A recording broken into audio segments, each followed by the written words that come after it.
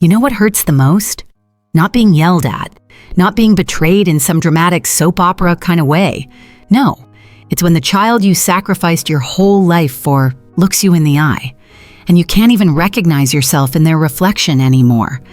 That's how it began for me, not with anger, not with a fight, but with a quiet dress, a quiet email, and a wedding I paid for with my silence. I stood in the middle of a small boutique in Nashville, holding a navy blue chiffon dress against my chest, staring at the mirror like I was looking at a stranger. It had been years, decades really, since I wore something this delicate, the kind of dress that didn't scream practical, but whispered dignity. "It suits you, ma'am," the sales associate said, adjusting the brooch I'd just pinned on the left shoulder. I smiled politely. "Thank you, it's for my son's wedding." "Oh, how lovely, mother of the groom?" I nodded, though inside the word mother felt fragile, thin, like glass you tap just once and it shatters. My son Brent was getting married in Santa Barbara, a beachside ceremony at a resort so luxurious I had to Google the name twice just to confirm it wasn't a movie set. He and Paulina, his fiancée, had big dreams. I understood that. They wanted elegance, exclusivity, champagne towers. Not the kind of wedding that someone like me, a retired court clerk from Tennessee, would ever picture for herself. But I wasn't here to dream. I was here to help make their dream happen. So I did. I wired $78,000 to the planning agency, quietly, under Paulina's parents' name, just as Brent requested. "You know how sensitive this is," he'd written in an email. "They don't want to feel like we're taking handouts. Let's keep this between us. Between us, like some secret arrangement, like my love and my wallet needed to stay hidden so his pride could shine." And I agreed. I told myself it didn't matter who knew, that this wasn't about credit, it was about giving. Because isn't that what mothers do? We give until we're erased. As I drove home from the boutique, dress carefully folded in the passenger seat beside me, I kept thinking of how much time had passed since I last saw Brent in person. 5 months? 6? The last time we spoke, it was a brief call. A "hey mom, just checking in" kind of call, the kind where you know they're multitasking, folding laundry, scrolling their phone, talking to you like you're just another notification to clear, but I let it go. Because this wedding, it was my chance to be near him again, to be part of something that mattered to him, maybe even feel like family. At home, I laid the dress on my bed and opened the envelope where I'd been storing every printed invoice from the wedding planners. Flowers, catering, photographer, custom dance floor. Even their honeymoon to Santorini. Yes, I covered that too. They didn't ask me to. But they never had to. I'm his mother. That's just what I do. A sticky note stuck to the top of the final folder read, "Total remaining $7,200 to be paid by Friday." I sighed. Not because of the money, I had it. I'd been careful all my life, but because it felt like I was buying my way into a memory I wouldn't even be allowed to keep. Sometimes I wondered if Brent remembered the nights I stayed up during law school finals to make sure he ate, or the way I sold my late husband's truck to pay his bar exam fees. But it wasn't about the past, right? That's what I told myself. This is about his future, his new chapter. I was just the quiet page he flipped over on his way there. Still, deep down, I hoped, maybe just a word of thanks, a seat next to him, a moment, something to say. You mattered. I didn't know then that this wasn't going to be a wedding story. It would become something else entirely, a revenge story, not in the way of shouting or slamming doors, but in the way only a mother can write, with a pen dipped in heartbreak and silence sharp enough to cut clean through years of being invisible. I hung the dress up and turned off the light. In a week, I would board a plane to Santa Barbara, and I had no idea that I was also flying straight into the moment my motherhood would be publicly erased. Santa Barbara smelled like salt and money. The kind of money that doesn't speak loudly, but announces itself in polished marble floors and valet greeters who don't blink when you arrive in a 10-year-old car like mine. I had driven the 8 hours from Tennessee myself. Part of me liked the solitude. Just me, the road, and the hum of the air conditioning. The other part, well, I guess I was afraid that if I flew, I might get there too fast, too soon, too close to a truth I wasn't ready for. But now, standing in front of the Belle Maurice Resort, clutching my clutch a little too tightly, I knew I'd arrived in a world where I didn't quite belong. Still, I smiled, adjusted my brooch, smoothed the creases in my navy chiffon dress. I'd been preparing for this moment for weeks, not just the wedding, but this chance, this sliver of belonging again. Inside, the lobby was all white columns and soft jazz. A young woman at the reception desk smiled as I approached. "Are you here for the Harmon Redgrave wedding?" I nodded. "I'm the groom's mother." Her smile wavered for a beat, just long enough to notice, before she politely handed me a small envelope. "Here's your room key, Mrs. Harmon. The wedding is being held on the West Lawn. Cocktails begin at 3 p.m. At 2:45 sharp, I stepped onto the back terrace. Guests were already gathering, draped in champagne-colored silk and tailored tuxedos. Everyone looked like they belonged in a lifestyle magazine. I looked for my son, and then I saw him. Brent, laughing with Paulina's father near the fountain. He wore a sand-colored suit, tailored perfectly, and his smile was the kind he used when he wanted to impress. I knew that smile. I'd seen it since he was 10. I waited a moment, then took a deep breath and walked toward him. "Brent," I called gently. He turned, and I'll never forget his face. Not surprise, not delight, just dread. "Mom?" He walked over quickly, eyes darting behind me to see who might have heard. I didn't know you were already here." I gave him a small smile. "Of course I am. It's your wedding." He exhaled hard through his nose, like a man bracing for something painful. "Listen, can we talk for a second? Privately?" We stepped away toward the side garden near a hedge of white roses. It was quiet there, quiet enough that his words would echo in my head for months. "Mom," he swallowed. His voice dropped low. "This isn't your place anymore." I blinked. "What?" "You're just the woman who gave birth to me. This isn't your world. These people, Paulina's family, they won't understand. I can't have you here." There was no thunderclap, no music change, just silence. Like the kind of silence after a heavy door shuts behind you. I opened my mouth, but nothing came out. "You helped raise me, sure," he added, "and I appreciate that, I do. But you don't fit here. You'd stand out." I stared at him. This man I used to rock to sleep when he had night terrors. This man whose forehead I kissed the morning of his bar exam. This man who now looked at me like I was the stain on an otherwise spotless image. "You don't want me at your wedding," I said slowly. He didn't answer, and that told me everything. I didn't cry. Not then. Not yet. My eyes stung, but I held the tears like I'd held everything else in my life, tightly and quietly. "Well," I said, brushing a stray hair behind my ear, "I guess I misunderstood. Mom, I'm sorry, really. We can talk after the honeymoon." I nodded. "Of course." And just like that, I turned, walked away, past the guests, past the laughter, past the champagne, like I'd never been there at all. As I made my way back to the hotel lobby, one of the caterers smiled at me. "Enjoying the celebration?" I smiled back. "Lovely weather," I replied, because what else do you say when your son has just erased you from his life? Politely. That night, I sat on the edge of the hotel bed, dress still on, shoes kicked under the chair, staring at the blank television screen. I'd given everything. Time, money, love. And somehow, I still wasn't enough to be let in. Dear viewer, have you ever felt that? Like your place in someone's life vanished the moment they no longer needed what you gave? If you have, you're not alone. Tell me in the comments, if someone ever made you feel invisible, what did you do next?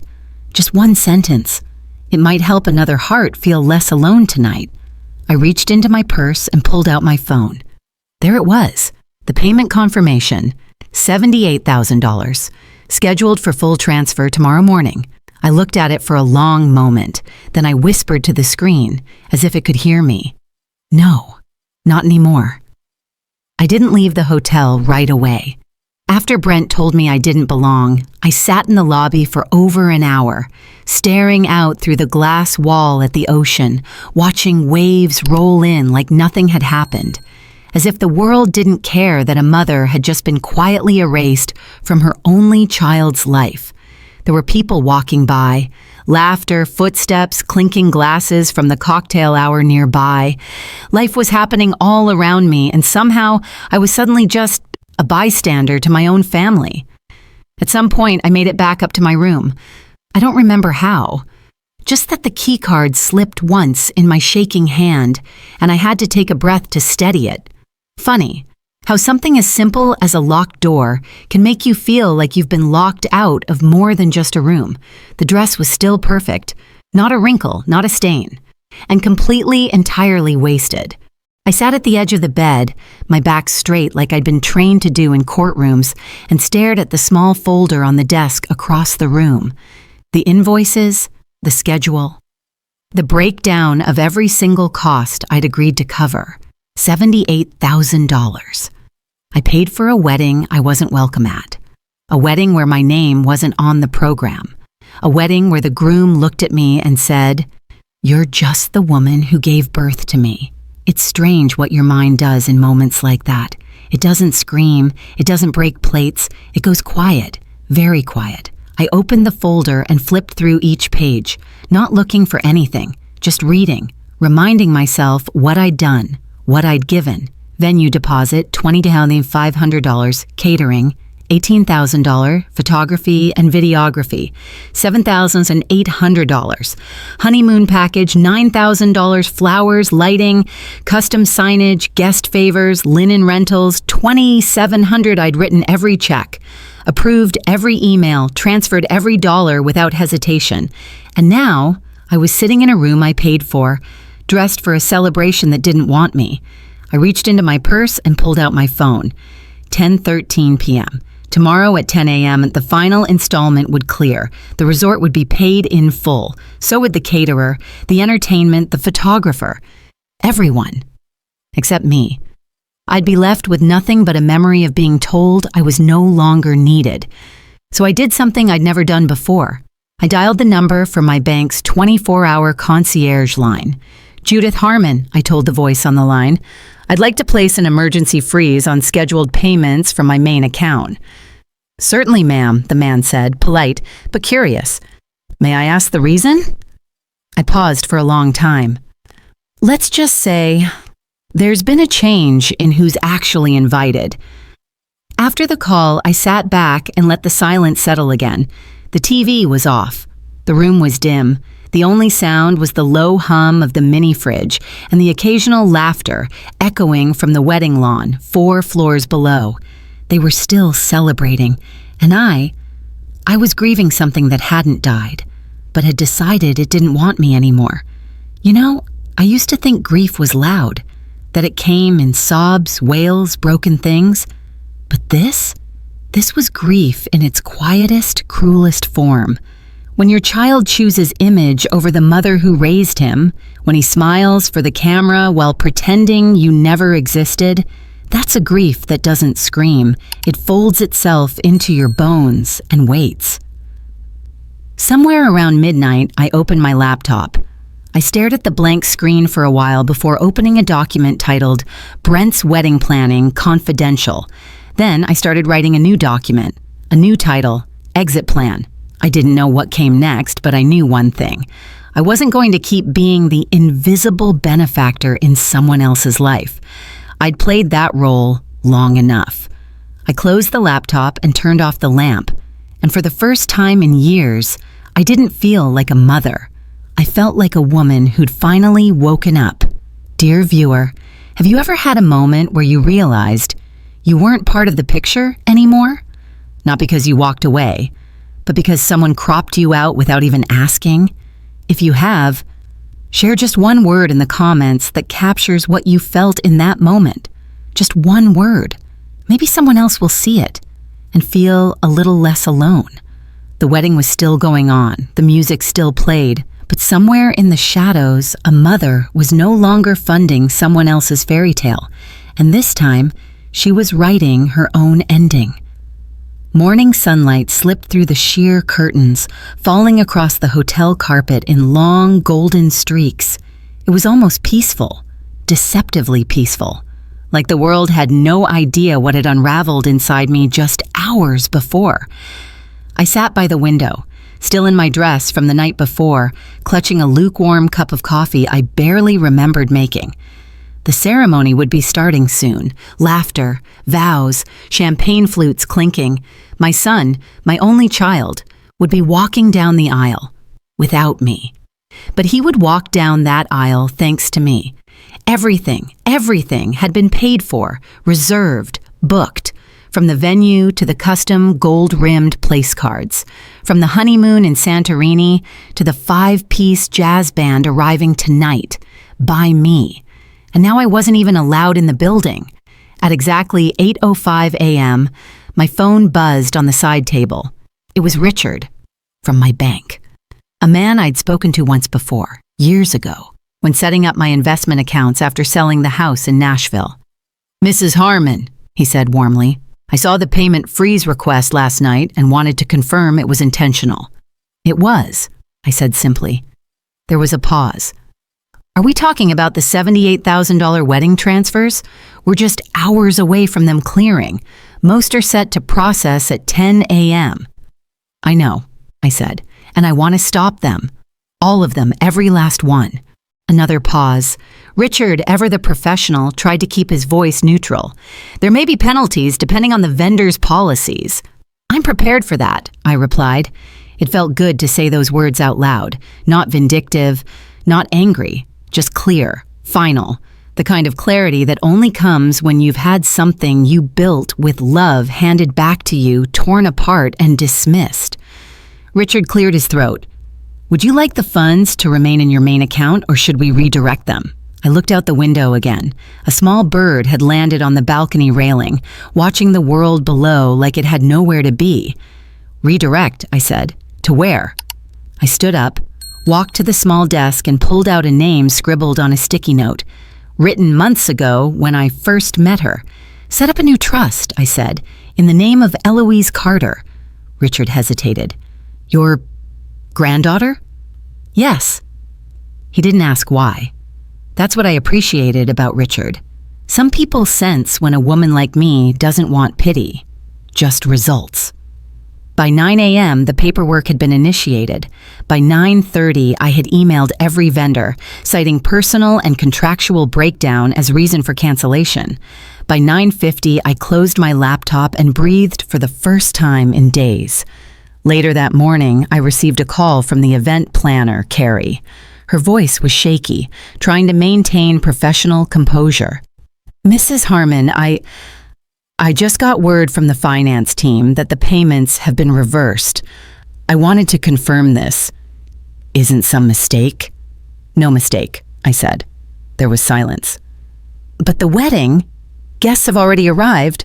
"I'm aware." Her voice broke slightly. "They don't know you were the one funding it." "I know. They think Paulina's parents paid for it all. That Brent, your son—" "Yes," I interrupted gently. "He asked me to keep it that way." "Mrs. Harmon." Her tone softened. "I didn't know. I wouldn't have agreed to this if I knew you weren't—" "I know you wouldn't have," I said. "But now we both do." After I hung up, I didn't smile. I didn't gloat. I just sat still. The truth was, this wasn't revenge. Not in the way people think. It wasn't about humiliating him or ruining the party. It was about something deeper, something quieter. It was about no longer financing my own erasure. I'd spent years giving, money, time, love, silence. And what had I gotten in return? A seat near the exit, a whisper to leave, a son who introduced himself to the world without ever mentioning the woman who raised him. But this morning, I finally realized I don't need an invitation to reclaim my worth. I just need to stop paying for rooms I'm not welcome in. There's a moment in every mother's life when you stop being someone's foundation and become their shadow. I had tried to stay quiet, supportive, generous, but when the silence becomes your burial, it's time to speak, not in anger, but in action. I don't know what the wedding looked like that day. Maybe the flowers arrived, maybe the band played, or maybe everything slowly, awkwardly unraveled as one vendor after another pulled out. I didn't stay to watch it fall, because for once, I wasn't going to sit in the corner and swallow it. I walked away before anyone could shove me out again, and that, to me, was power. There was no grand announcement, no life-altering speech or moment where I declared to the world, "From now on, I choose me." No, it happened more simply than that. It began the morning I came home and stood in my kitchen, still in that navy blue dress, staring at the same old window I'd looked out of for 30 years. And I realized I didn't belong there anymore. The old house in Nashville, with its yellowing blinds and fridge magnets that hadn't moved since Brent was in high school, felt like a museum of a woman who no longer existed. Her sacrifices were still here, in the cracks on the tile where she stood for hours cooking meals no one thanked her for, in the dented door frame where she measured Brent's height every birthday until he turned 15 and told her to stop. I walked through each room slowly, like I was saying goodbye to someone I used to be. And when I reached the living room, I picked up a photo of me and Brent from the county fair when he was 6. I held it to my chest and whispered, "Thank you for the years we had, but I can't live here anymore. Not like this." 3 weeks later, I sold the house. It took less time than I thought. A young couple bought it. The woman was pregnant, glowing. She said she loved the energy in the home. I smiled and didn't tell her that the energy she felt was the ghost of a woman who once waited at the window every holiday, hoping her son would come home. I wished her luck. And I meant it. I moved to Arizona, not because it was glamorous or far away, because it was quiet, because it was warm, because no one there knew my name or my story or the fact that my son once told me I didn't belong in his life anymore. In Arizona, I could just be Judith, not Mom, not Mrs. Harmon, just me. The condo I found was small, 2 bedrooms, 1 bath, a tiny balcony that overlooked a row of blooming jacaranda trees, the kind of place that didn't carry memories or expectations, just space. I furnished it with new things, nothing too expensive, but nothing old either. I didn't bring the couch Brent used to nap on. I didn't bring the wedding dishes or the box of his school trophies. I brought my clothes, my books, and 1 small wooden frame with a photo of my late husband, Robert. Just him. Not him and Brent, not us as a family, just the man who loved me before the world asked me to become invisible. I enrolled in a watercolor class at the local community center. I hadn't picked up a paintbrush in over 40 years. The instructor, a retired nurse named Alma, said I had a steady hand. "I used to write subpoenas all day," I told her with a smile. "Well," she said, "now you can write color into the world instead." And I did. The first thing I painted was a single chair by a window, empty, but the light fell on it in a way that made it look like someone had just left, or maybe was finally about to sit down, alone, but free. One evening, I sat on the balcony with a glass of iced tea, watching the sky turn from lavender to gold, and I realized I hadn't thought about Brent in 2 days. Not out of bitterness, but because for the first time in years, he wasn't at the center of my identity. I wasn't waiting for a call, or an apology, or a breadcrumb of recognition, and I didn't feel guilty about it. You see, there's a kind of healing that doesn't look like healing. It doesn't look like yoga or therapy or writing letters you'll never send. Sometimes it looks like standing in a thrift store aisle, picking out a lamp because you like it, not because it matches someone else's taste. Sometimes it looks like dancing with strangers at a senior center, laughing at your own 2 left feet. Sometimes it's drinking tea in silence and not feeling lonely. That's the kind of healing I was learning, not the dramatic kind, the quiet kind, the kind that rebuilds you in soft, invisible layers, the kind that doesn't need to be posted or proven because you finally know you're worth it. I didn't plan to cut ties with Brent, but I stopped reaching, stopped sending updates, stopped checking his social media, stopped asking about his life through other people. If he wanted to find me, I hadn't changed my number. but I no longer lived at the emotional address where he used to knock, just to take and never stay. One morning, while unpacking the last of my boxes, I came across an old journal I'd forgotten I owned. Tucked inside was a note I'd written to myself years ago, back when Brent first left for college. He may outgrow your home, but he'll never outgrow your heart. I stared at it for a long time. Then I folded it up and threw it away, because I was learning that it's okay for hearts to change. Even the heart of a mother. I didn't watch it unfold in real time. I didn't need to. The silence told me everything. The last message I got from Brent was a short, clipped text. "We need to talk, urgent." I didn't answer, because I already knew what was happening. By the time I made my second cup of coffee that morning, the phone had rung twice more. First from the wedding coordinator, then the hotel. I let them go to voicemail. I didn't need anyone to explain that the payments had bounced, that the caterers were holding their food delivery at the loading dock, that the band was refusing to unpack their instruments without confirmation. Brent's perfect wedding was cracking down the middle, and no one knew why, except me. Around noon, I called Richard back to confirm the trust had been fully transferred. "It's all done," he said. "Funds are in a secure education account under Eloise Carter's name, just under $80,000. I thanked him. "Your son called the bank earlier, you know," Richard added gently. "He wasn't pleased. Wanted access. Said there must have been some mistake." "There wasn't," I said. "It's time the right person received something from me." Meanwhile, in a beachside resort on the coast of California, my son was being exposed. Not with cameras, not with shouting, but with truth.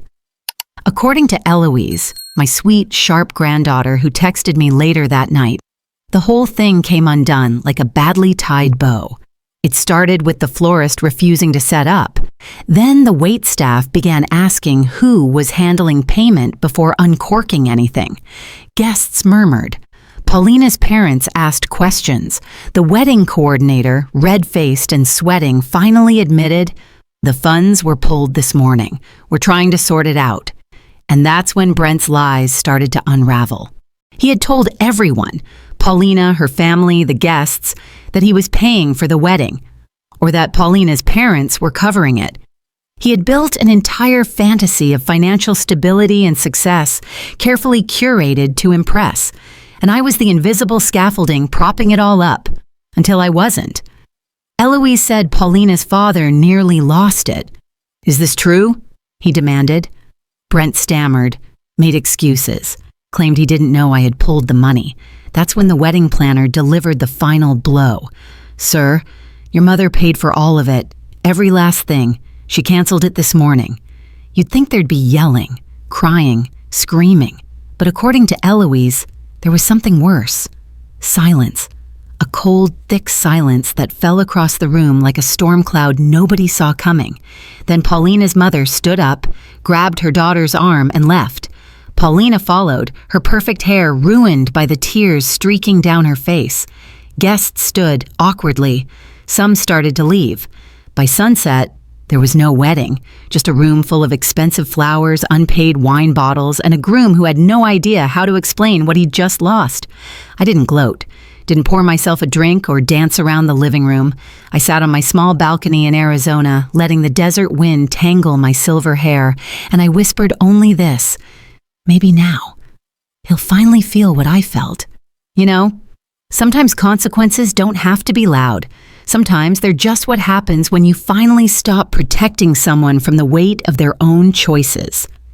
Dear viewer, have you ever watched someone face the results of their actions, not because you made them pay, but because you finally stopped cushioning the fall? If you have, tell me in the comments with just one phrase: "I stepped back." That's it. Just those words. Someone else might read them today and realize it's okay to let go. Later that night, I got a voicemail. It was Brent's voice, ragged and strained. "Mom, what the hell did you do? You embarrassed me in front of everyone. Paulina's family, her father, he walked out. You've ruined everything. I hope you're happy." He didn't say, "I'm sorry." He didn't say I was wrong. He didn't ask how I was. And for the first time in my life, I didn't cry after hearing my son's voice. I just deleted the message. The next morning, I received a flower delivery at my new apartment. No card, just a vase of wilting white roses. Maybe they were a guilt offering. Maybe they were a mistake. Either way, I put them in the trash because I no longer accept apologies that don't come with accountability. And as for the wedding, it never happened.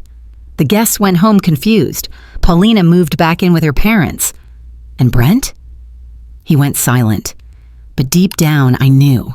He finally understood what it meant to be forgotten, just like he made me feel. 2 weeks passed. Not a word, no apology, no letter, just silence. And I'll admit, part of me thought maybe Brent would come around, that maybe, after the dust settled, he'd pick up the phone and say the words I'd waited years to hear. I'm sorry, I was wrong. But those words never came. Instead, on a Wednesday afternoon, as the Arizona sun burned hot against the windows of my little condo, I heard a knock on the door. 3 sharp taps. I didn't check the peephole. Somehow, I already knew. I opened the door. Brent stood there. His tan suit was wrinkled. His face pale, drawn tight with whatever apology or accusation he'd rehearsed in the car ride over. "Hi, Mom," I nodded. "Brent." He looked surprised I wasn't angry. Or maybe he was just surprised I didn't look like the woman he remembered. Tired, patient, waiting for him to need me. "Can I come in?" he asked. I paused, then stepped aside. He sat on the couch like it didn't belong to him, like the air in the room felt unfamiliar. "I flew out because I needed to talk face to face," he said. I nodded again. I wasn't going to make this easy, but I wasn't going to be cruel either. He fidgeted with the seam of his pants, cleared his throat, then finally looked at me. "You humiliated me." There it was. Not "how are you?" Not "I didn't realize how badly I hurt you." Just that. "You humiliated me." I tilted my head slightly. "How so?"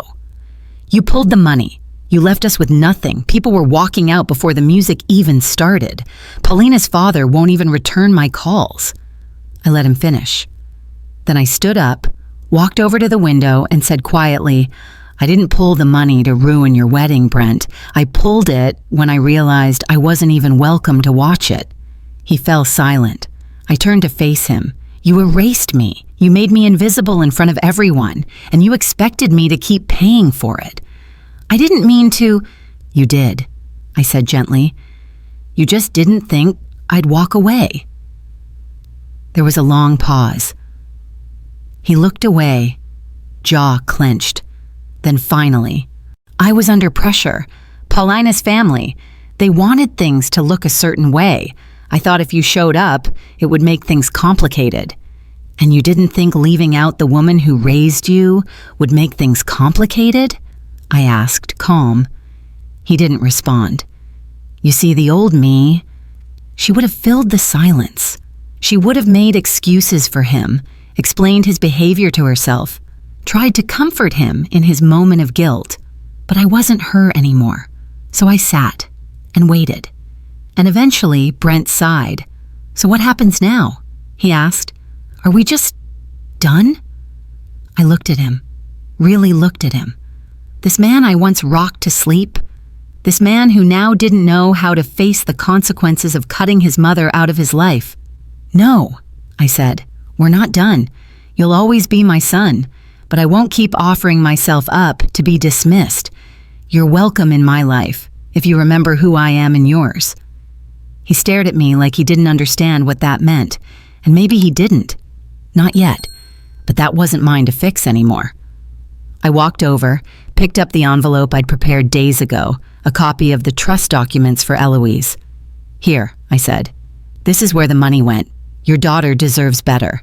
He took it, unsure. "So that's it?" I smiled softly. "That's what letting go looks like." He left not long after. No dramatic goodbye, no promises of change, just silence, again. But this time, it wasn't the same kind of silence. It didn't feel like abandonment. It felt like peace. I sat back on the couch after the door closed and stared at the sunlight crawling across my rug, and I thought, so this is what it feels like, to stop chasing someone's love, to stop waiting for recognition, to stop hoping for an apology that may never come, and to realize I don't need it anymore. Dear viewer, have you ever had a moment where you finally looked someone in the eye and let go, not with bitterness, but with clarity? If you have, just leave one word in the comments, done. Not to say the love is gone, but to say, I've stopped holding my breath for someone who already left the room. The morning after Brent left, I woke up before the sun, not because of worry, not because I couldn't sleep, but because, for the first time in years, I wanted to be awake. Something had shifted, not loudly, not dramatically, just quietly, like a door in my heart that had always been left ajar had finally been shut, with peace. I made a pot of tea, not coffee. I'd always drunk coffee because that's what Robert liked. That's what Brent expected. Strong, no cream, no sugar, but I liked tea. Light, floral, gentle, like the version of myself I was just beginning to meet. At the community center. That week, Alma, the watercolor instructor, handed me a blank canvas and said, "Today paint something that doesn't apologize for existing." I didn't hesitate. I painted a woman walking through a canyon trail alone, surrounded by wild sunflowers. No one waiting at the end, no one calling her name, just her, mid-step, eyes open, alive. When I showed it to Alma, she blinked. "That's you," I smiled. I think I'm finally starting to remember who I was before I was everything to everyone. It's funny the way life starts blooming when you stop asking permission to live it. I started walking every morning, just 30 minutes around the neighborhood. I waved to the same old man who watered his cacti in a cowboy hat, nodded at the woman who always wore purple sneakers and headphones too big for her head. And with each step, I felt more like myself. Not the mother, the widow, the bank account, but Judith. Just Judith. One afternoon, while sorting through old boxes, I found a letter, unsent, from me to Brent, written 5 years ago. In it, I'd poured everything, my hurt, my hopes, my plea to be included, to be seen. I read it slowly, every word still raw, and then I tore it up. Because I no longer needed to be understood, to be whole. I spent evenings with books again. I started baking small things, blueberry muffins, lemon cookies, just enough for me, not for a party, not to win love. I planted herbs in tiny pots on the balcony, mint, basil, lavender. Watching something grow from my hands, something just for me, became its own quiet therapy. Sometimes healing isn't loud. It doesn't look like grand adventures or new relationships or moving to Paris. Sometimes healing looks like folding clean laundry and humming an old tune. Like realizing you don't check your phone every hour anymore. Like catching your reflection in the window and thinking, you look peaceful. One Saturday, Eloise called. "Grandma," she said, "I started using the trust to apply for college. I'm looking at psychology, maybe social work." My heart swelled. "You'd be good at both," I told her. "I want to help people feel seen, especially people who've been overlooked." I closed my eyes. "Then you'll be doing work that matters." We talked for an hour, about everything, about nothing. It was the easiest conversation I'd had in years. After she hung up, I sat quietly, not crying, just whole. Brent didn't call again, and I didn't chase. That used to feel like failure. Now, it felt like freedom. You can love someone deeply and still decide not to let them pull you under. You can love your child and still choose yourself. If someone had told me a year ago that I'd be living in a quiet Arizona condo, painting wildflowers and drinking tea alone, I might have laughed. I would have said, "That's a lonely woman." But I was wrong. I'm not lonely. I'm just finally not disappearing in someone else's shadow. No one clapped when I healed. There were no Facebook posts, no applause, no parade, just me, breathing easier, sleeping deeper, laughing more often, becoming lighter, not because someone forgave me or came back, but because I forgave myself for waiting so long to start again. It came on a Thursday morning. The mail had arrived late, as usual. Bills, a gardening magazine I never subscribed to, and one envelope with no return address. I almost tossed it, but something made me open it. Inside was a wedding photo. Just one. A candid shot. Brent and Paulina standing under a string of lights. Guests in the background blurry, unposed. In the far corner, almost hidden. My name. On a chalkboard. This day made possible by Judith Harmon. No signature, no note. Just that. I stared at it for a long time. It didn't feel like an apology, but it also didn't feel like an accident. That same afternoon, Alma asked if I'd consider submitting one of my paintings to the local community art show. "I think it's time," she said. "You've got something to say." I looked at the photo again that night, held it in my hands like a strange, fragile truce. Not an invitation back, but maybe a quiet acknowledgement. I didn't frame it, I didn't hang it, I just slid it into the drawer with my paintbrushes and went on with my day. A few days later, I ran into Carol, one of the ladies from watercolor class, at the farmer's market. She leaned in, eyes wide. "You didn't hear this from me," she said, "but there was a post on Paulina's social media, something about choosing truth over appearances, about learning to be grateful for the people who built the foundation." She showed me her phone. The post didn't mention my name, but I knew who it was about, and that was enough. Not for closure, not for some dramatic reconciliation, but enough to know. They finally saw me, not as a problem, not as a burden, but as the person who gave quietly and stopped only when it became survival. There's a strange ache that comes with being acknowledged too late. It's not joy, it's not anger. It's like seeing your reflection in a mirror you didn't know was there, after years of being told you were invisible. And in that moment, I realized I don't need to be invited back into their lives. I just needed to know I hadn't imagined my worth. That evening, I went out to the balcony with a cup of chamomile tea. The sky was the color of ripe peaches, warm and sleepy. I sat with that silence again, but this time it wasn't empty. It was full, with the quiet weight of being seen, even just for a breath. Dear viewer, has someone ever finally said something you needed to hear, but only after you no longer needed it? If that's ever been you, drop just one word below. Too late. Not out of bitterness, but because those two words sometimes carry a lifetime. The next morning, I submitted a painting to the show. Not the one of the chair, not the canyon. I painted a window with light falling through it, and a woman's shadow, strong and still, cast across the floor. No title, no explanation. But when people stopped to look at it, they paused, longer than I expected.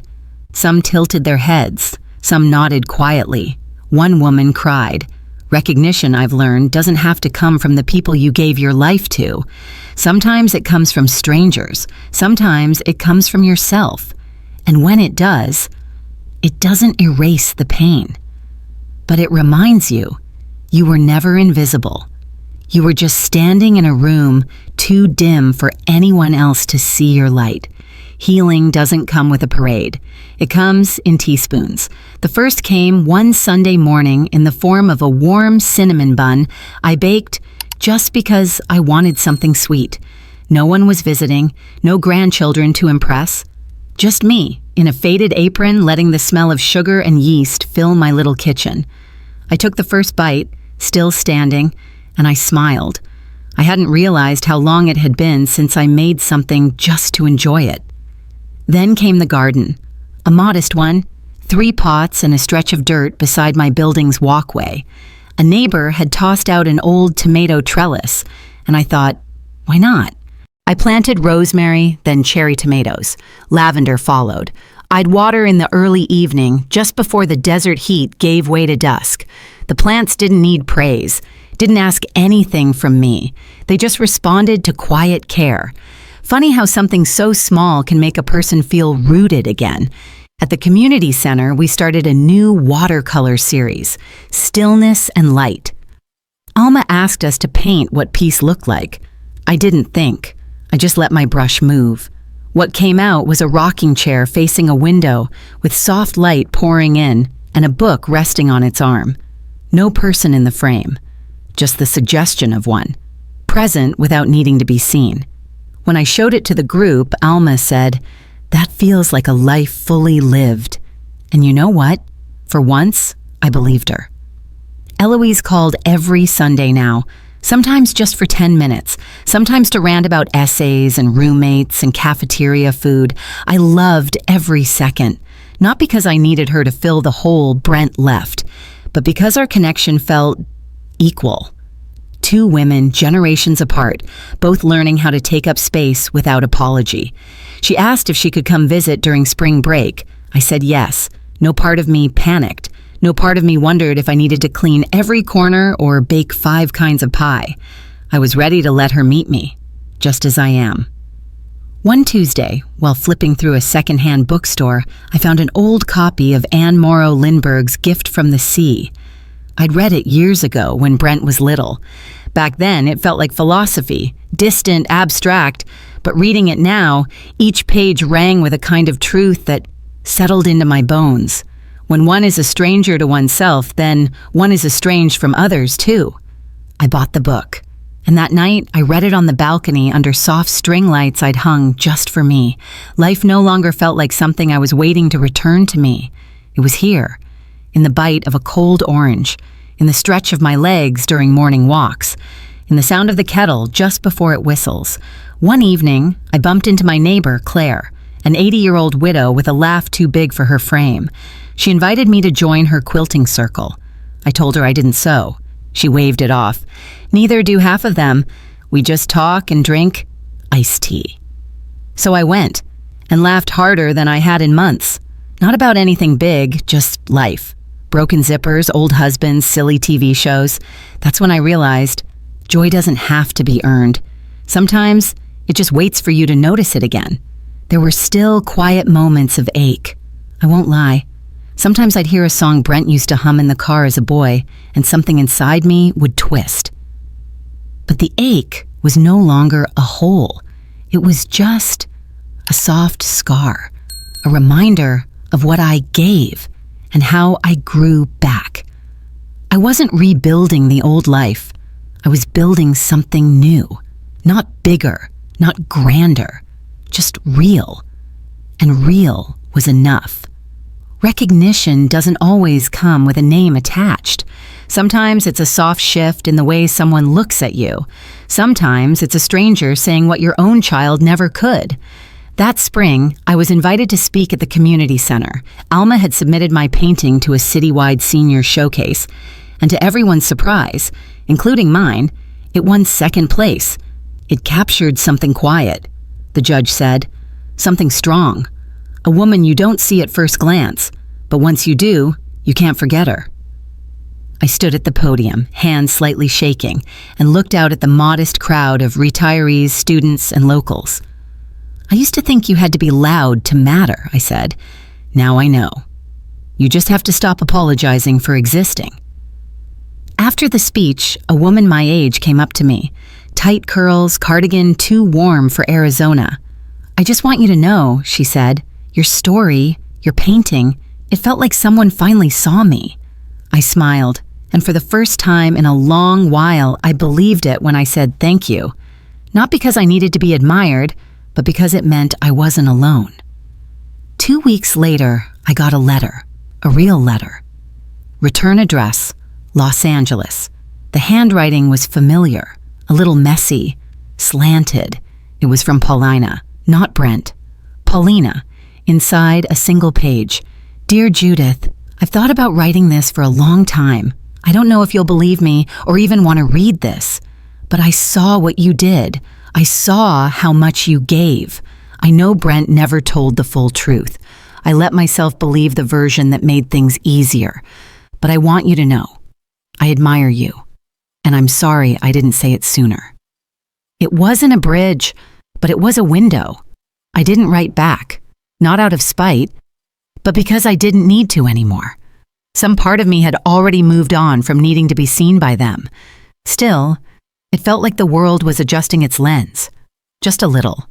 Like for the first time in a very long time, I wasn't invisible anymore. Eloise came to visit a few days later. We walked through the desert botanical garden together, her taking photos, me just taking it all in. At one point, she looked over and said, "You seem happy, Grandma." I laughed. "That's because I am." She grinned, but then paused. "Do you ever miss it? The old life?" I thought for a long moment. "I miss who I was trying to be," I said, "but not who I was allowed to be."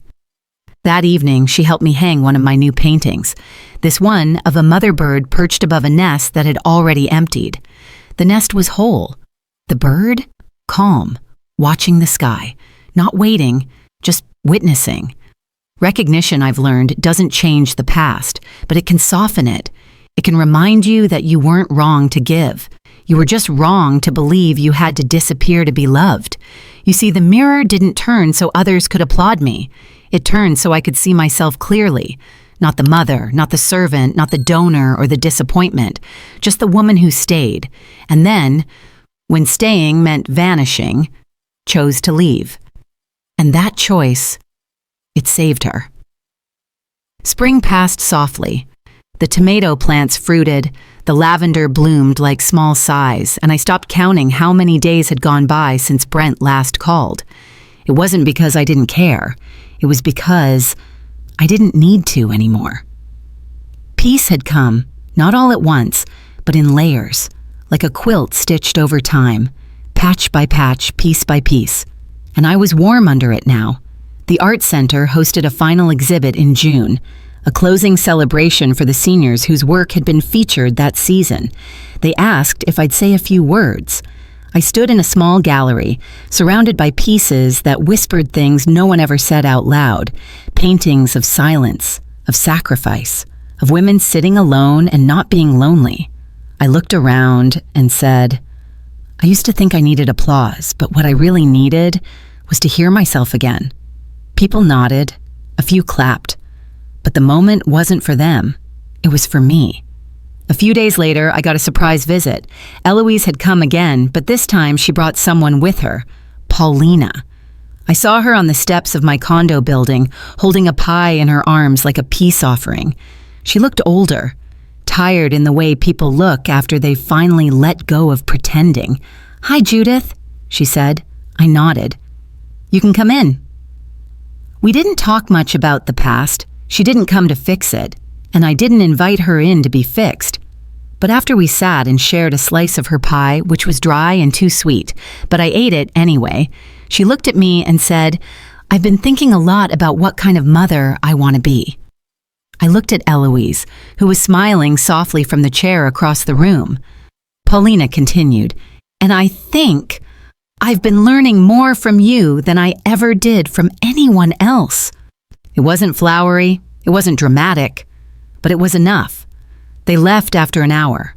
No tears, no promises, just warmth. And that night, as I stood brushing my teeth, I caught my reflection and smiled. Not because I was proud of what I'd done, but because for the first time in my life, I no longer saw a woman trying to prove her worth. I saw me, whole, quiet, still here. A week later, I got a letter from the art committee.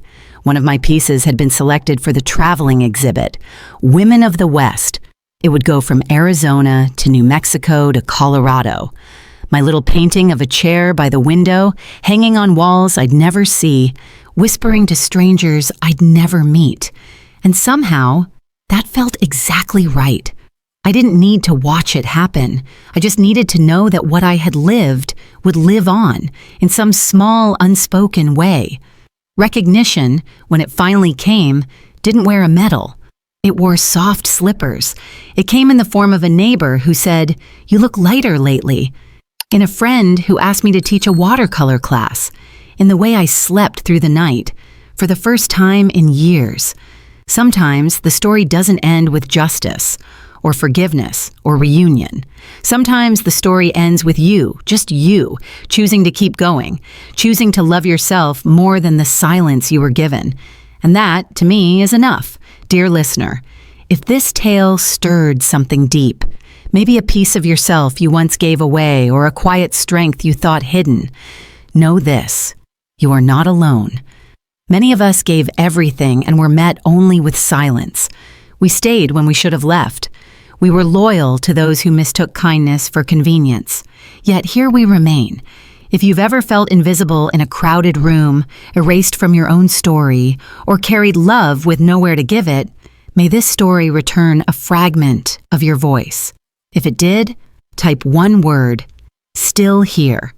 Not for sympathy, not for praise, but so another wandering heart sees that word and feels a little less forgotten.